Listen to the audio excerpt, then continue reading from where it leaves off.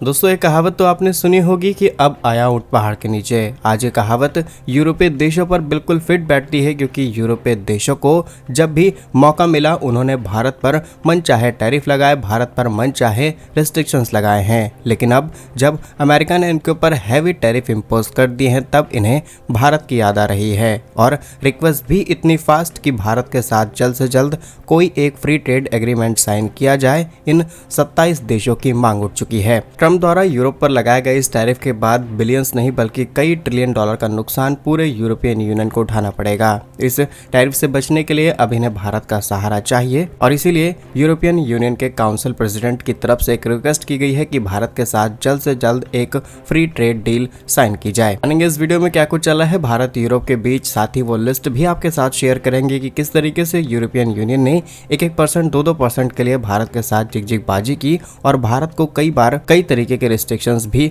लगाए जा चुके हैं। यदि आपको हमारा काम और रिसर्च पसंद आए तो वीडियो को लाइक और चैनल को सब्सक्राइब जरूर कीजिएगा। दोस्तों, कल खबर सामने निकल के आती है अमेरिकी राष्ट्रपति डोनाल्ड ट्रंप पूरी एक लिस्ट लेकर के आए हैं, जिसमें वो अलग अलग देशों पर अलग अलग प्रतिशत टैरिफ लागू कर रहे हैं। फिलहाल के लिए अभी 8 से 10 दिनों तक ये टैरिफ फुल फ्लेज तरीके से नहीं लगाया जाएगा, इसका आधा % टैरिफ लगाया जाएगा और इसके लिए भी भारत और अमेरिका के बीच एक बातचीत हो सकती है और कुछ इंपॉर्टेंट मीटिंग्स भी की जाएंगी बैक चैनल्स के जरिए। उसकी बात हम अगले वीडियो में करेंगे। फिलहाल बात करते हैं यूरोपियन यूनियन की। तो अमेरिका अपनी फर्स्ट नीति के तहत अपने टैरिफ बढ़ा रहा है ताकि वो अपने ट्रेड डेफिसिट को कम कर सकें और अपनी इंडस्ट्रीज को प्रमोट कर सकें। और इसकी झलक तब देखने को मिली जब पूरी दुनिया पर 10% एक बेसिक टैरिफ लगाया गया और उसके बाद चीन पर 54%, भारत पर 26%, यूरोपियन यूनियन पर 20%, जापान पर 24%, दक्षिण कोरिया पर 22% लगाया गया। इजराइल जैसे देशों को भी बख्शा नहीं गया, जिसे अमेरिका अपना सबसे खास दोस्त बताता है इन मिडिल ईस्ट। और सिर्फ इस एक टैरिफ अनाउंसमेंट की वजह से अमेरिका 800 बिलियन डॉलर से लेकर के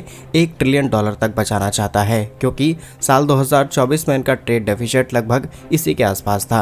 और अब चलते हैं यूरोपियन यूनियन पर, जो इस टैरिफ से पूरी तरीके से परेशान है। यूरोपियन यूनियन लगभग 27 देशों का एक संगठन है जिसमें इकोनॉमिक कॉर्पोरेशन तक शामिल है और ट्रम्प के इस टैरिफ के अनाउंसमेंट के बाद इसे पूरी तरीके से निगलेक्ट किया गया। साथ ही साथ ये कहा गया कि इसके खिलाफ WTO में जाकर के शिकायत की जाएगी। लेकिन आज जो अंतर्राष्ट्रीय संगठन है, चाहे WTO हो या फिर यूनाइटेड नेशन, हर जगह पर बहुत ज्यादा पावर रही नहीं और अमेरिका अपनी ताकत के दम पर सब चीजों को कंट्रोल कर रहा है। और ये बात यूरोपियन यूनियन बहुत अच्छे से समझता है, इसीलिए चाहते हैं कि कोई नया रूट निकाला जाए। अच्छा, इस तरीके का टैरिफ ऑलरेडी कई बार अमेरिका लगा चुका है यूरोपियन यूनियन पर, इसलिए पिछली बार इन्होंने चीन का सहारा लिया था। चीन के साथ एग्रीमेंट साइन किए, अपनी फैक्ट्री चाइना में सेटअप की, बहुत सारा बल्क मैन्युफैक्चरिंग करते हुए पूरी दुनिया में इन्होंने एक्सपोर्ट किया। लेकिन एट द एंड चाइना ने इन्हें धोखा दिया और इनकी इंडस्ट्रीज इतनी बुरी तरीके से तबाह हो गई कि आज जर्मनी, जो कि ऑटोमोबाइल किंग कहा जाता था, उसको बाहर निकालने के लिए इन्हें और ज्यादा इन्वेस्टमेंट लानी पड़ रही है और चाइना पर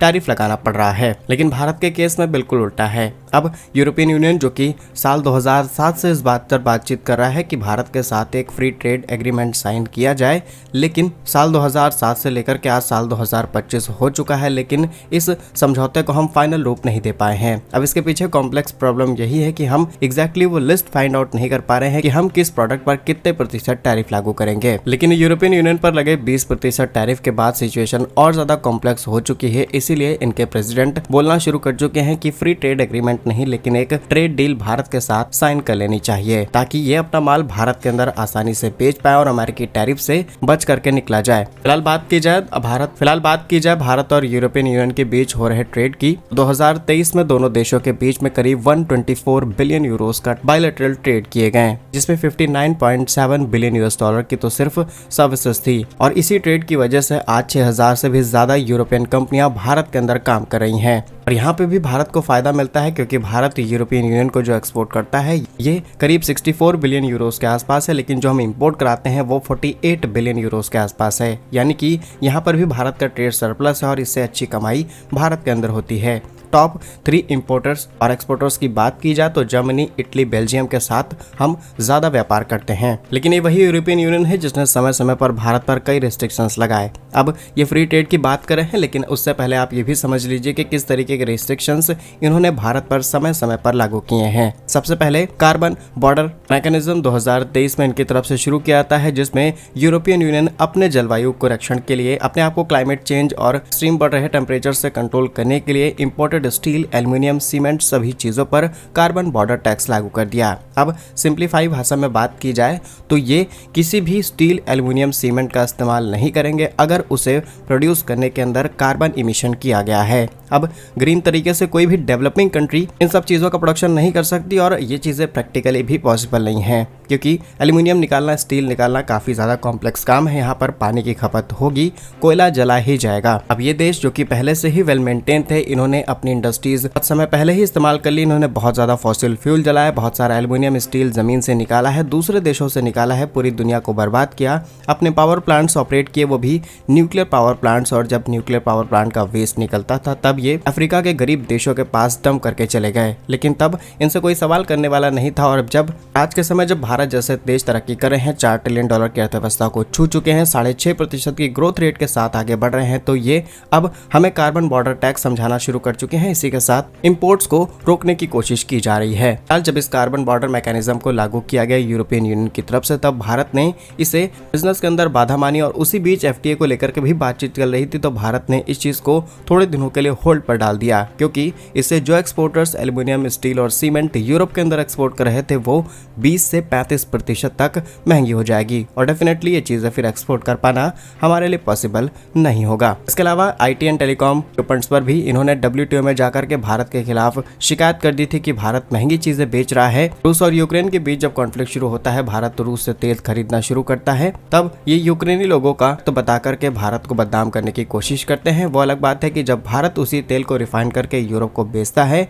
शॉर्टेज की वजह से, तो ये झमाझम भारत से तेल खरीद लेते हैं। 2024 में यूरोपियन यूनियन ने भारत की 24 कंपनियों पर प्रतिबंध लगा दिया था, और सिर्फ रूस और यूक्रेन की वजह से, जिसमें वो डुअल यूज वाली चीजें जो कि भारत रूस को एक्सपोर्ट कर रहा था, जिसके कोई पुख्ता सबूत भी नहीं थे, उसके चलते भारत पर रिस्ट्रिक्शंस लगाए गए। ताकि यूरोपियन यूनियन भारत के अंदर मानव अधिकारों को लेकर के तमाम तरीके की टिप्पणियां करता है, चाहे अल्पसंख्यकों की बात हो, उनकी स्वतंत्रता के लिए, उनकी रिलीजियस आइडियोलॉजी के लिए, ये हम पर टिप्पणियां करते आए हैं। लेकिन दुनिया में किसी भी देश के अंदर माइनॉरिटीज अगर सबसे ज्यादा सेफ है तो वो है भारत। इसके अलावा वो एयरलाइन इंडस्ट्रीज जो कि प्लेन उड़ाने के समय हैवी कार्बन इमिट करती हैं, उन पर भी कई तरीके के टैक्सेस लागू किए गए, जिससे भारत की एविएशन इंडस्ट्री पर इम्पैक्ट पड़ा और फार्मास्यूटिकल इंडस्ट्री को भी टारगेट करने का इरादा इन देशों ने बना लिया है। एक लिस्ट जो कि इनके इंटरनल में शेयर की जा रही है, किस तरीके से रिस्ट्रिक्शंस लगाया जाए, जो कि भारत जेनेरिक मेडिसिन को बड़े लेवल पर एक्सपोर्ट करता है, तो इस चीज को भी हिट करने का टारगेट है। और लिस्ट खोलते चले जाएंगे तो बहुत लंबी लिस्ट है, हम आपको पूरी बात वीडियो में नहीं बता सकते। और अब वही यूरोपियन यूनियन भारत के साथ फ्री ट्रेड एग्रीमेंट साइन करना चाहता है, और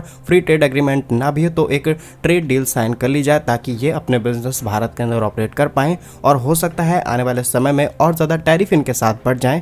और दूसरा पॉइंट ये है कि अमेरिका की बातचीत भारत के साथ ऑलरेडी चल रही है इस टैरिफ को और ज़्यादा रिड्यूस करने के लिए। तो ये सभी देश भारत को अपना गढ़ बनाएंगे, सामान भारत के अंदर भेज करके अमेरिका भेजेंगे, जिससे इन्हें और भारत दोनों को कमाई होगी। लेकिन क्या हम अपना गलत इस्तेमाल होने देंगे? क्योंकि अमेरिका 1 महीने में ये सारी चीज़ें पकड़ करके भारत पर फिर से रिस्ट्रिक्शंस लगा सकता है। तो क्या अब हमें यूरोपियन यूनियन की बात माननी चाहिए या फिर नहीं? कमेंट्स में अपनी राय यस और नो के साथ जरूर लिखिएगा। भारत कैसे ही वीडियोस पाने के लिए वीडियो को लाइक, चैनल को सब्सक्राइब जरूर कीजिए। वंदे मातरम, भारत माता की जय।